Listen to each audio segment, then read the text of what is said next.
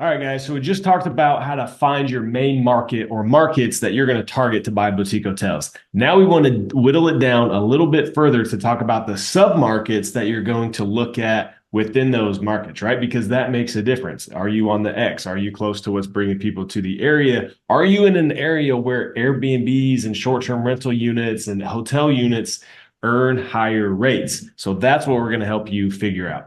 And to do that, I want to take you a layer deeper into AirDNA. So here we are on the market overview, and this is for the Tampa market. You see this in the market performance tab. This is one we went over previously, but now we're going to go a step deeper and look more closely at the area we're going to actually be buying in, or that you're going to be targeting to buy. So then you want to go to submarkets. And what's really cool about this is you can see all the different areas in Tampa over here, all the different zip codes. But what you can do is you can actually sort by your occupancy or your daily rate. Or what I like to do is sort by revenue potential. Like I want to know the area within my market that is generating the highest income, and I want to focus there, right? As long as I can get a return on investment with the cost of the properties that I'm going to be targeting in that area. Let's say we're going to go this one. This is the highest ranked based on revenue, and then we're going to look deeper. And as expected, it's right outside downtown. It's the Hyde Park area, really nice area of Tampa, right by the university as well. So now we want to start to look at our trends that are driving performance in this market. Like first of all, like where is our occupancy? Where are our rates, and where are those things heading? And from a big look picture perspective, you're trying to look, are the properties in this area making more over time? And right here, annual revenue has gone up 21% over the last year. You can see that spike from the end of 2023. So this is, on the surface of it, looks really good. But what I want to say is, you hear all the time about markets being saturated or you shouldn't buy here. And this is how you can dig a layer deeper with this data. So I'm going to show you another market to highlight this here. So I just want to see market as a whole, all the total listings. So you can see 1 and 2 bedroom listings make up almost 70% of the market. And then 4 and 5 plus bedroom houses make up 9%. So less than a tenth of the whole market is these bigger homes. So that matches with Panama City Beach very, very well, because you've got all the condo units, which are all 2 bedrooms, 1 bedrooms, or studios, just lining the beaches. They are very commoditized. Pricings are very similar. They have a lot of, or a few management companies that manage hundreds and hundreds of them collectively.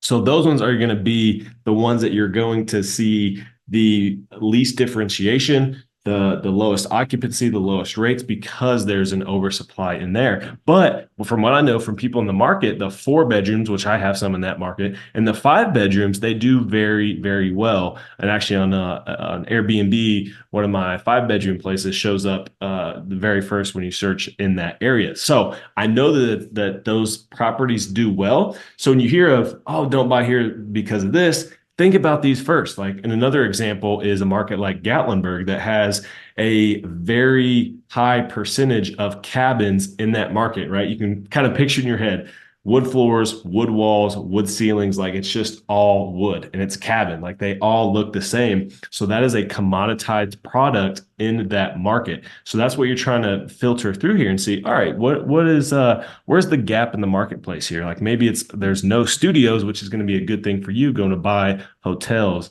in this market. So I'll go back to the submarket performance here on the AirDNA tab and checking these things out. So again, I'm looking at supply growth, which has gone up a lot. Thankfully, like gross numbers aren't a whole lot, and this is a very highly traveled area. So on a submarket level, yes, that 67% by a percentage basis is a lot, but you got to think a layer deeper and say, okay, it went from 157 to 220, so added 60 or 70 listings. Not that crazy. You can see the listing makeup here, predominantly 1 bedrooms in this market. So again, there's no 3, 4, and 5 bedrooms in this market. So that could be a gap. But also if you dig deeper, maybe those kind of properties cost $1 million plus. You can't really get the return on investment.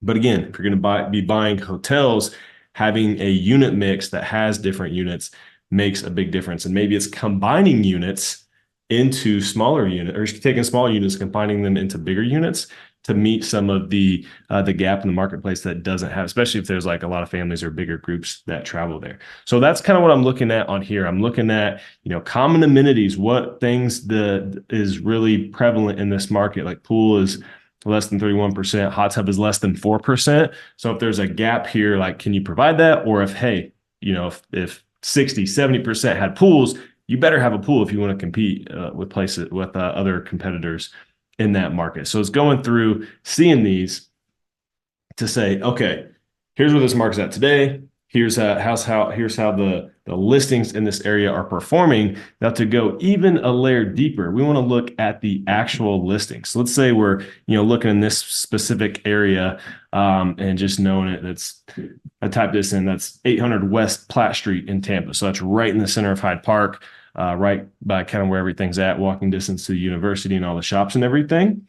So you can now see, based on typing in that address, what listings are in your area close to you doing that and how they're earning, what their amenities are. You can click on these and see the picture, see their design quality, the level of how the listing goes, and that makes a big difference when you're diving deep in here, which we'll talk more about later when we dive into the actual listings. But it gives you an idea of how we're starting at the top level with the market and working our way down to listing levels to see how we're going to actually implement our business plan based on our market research.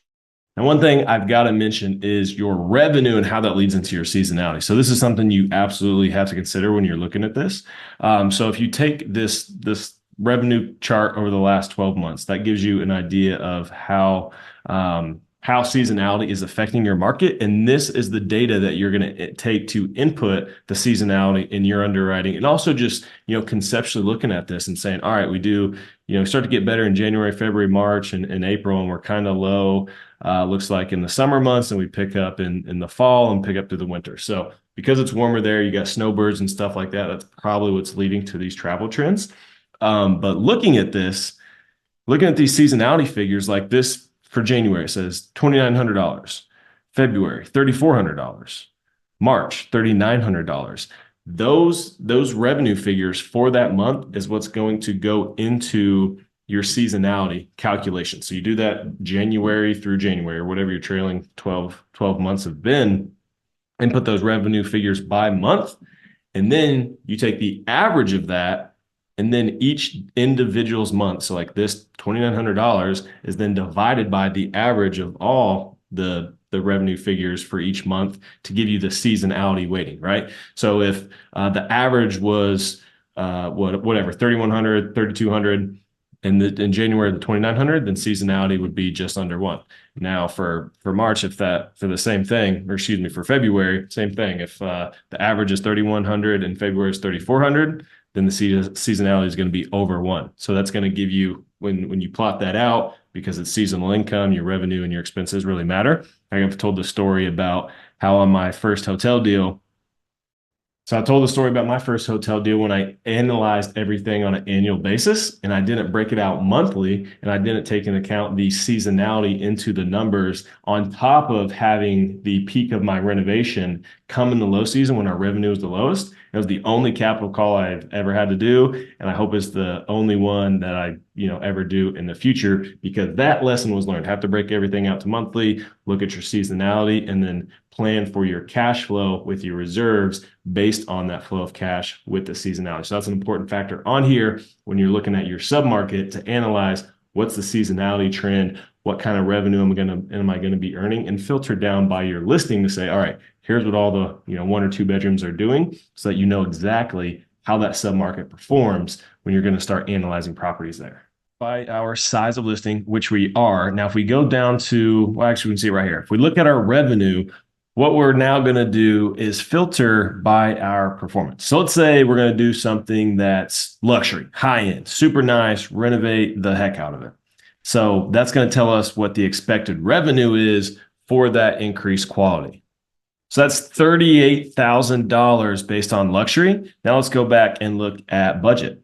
So now for our budget, we see that's a $17,000 in earnings for those lower quality listings. So what that does is informs you what level you can go with your renovation. Because if you're going to produce, another $20,000 per unit per year at your hotel, and you only have to put in $10 or $15,000 to make that hotel unit luxury in comparison to that market, or maybe it's like upper mid scale or mid scale. So like, where are you going to spend your money to get the return on investment? So you want to see what the lower performers do and what the higher performers do. Now, if we take this off, we can kind of see them all ranked here. We'll go to apply and go to all of our STR listings. So this is 300 of them now. And just like we talked about when diving deep into your deal analysis, is ranking these listings based on their quality, based on what you're going to do, seeing what kind of listings are here and what is driving attention, what's driving the bookings in this market, because it's going to differ for markets like Tampa,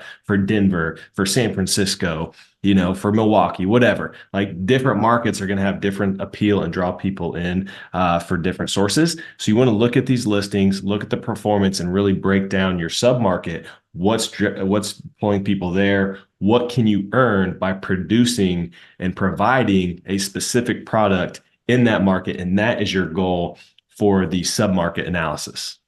So to me, that's pretty cool, right? You start with your market, whittle down, look at your submarket. Now you're going to get real more in the weeds of, how much is this listing going to produce? What's going to provide the most return on my investment, especially if you're raising money, right? You want to have a solid thesis and use data like this in your presentation to investors, in your, explanation to them. And it just really helps provide a way for you to get more clarity on, I'm going to put my money on this horse, right? Because you've done the research.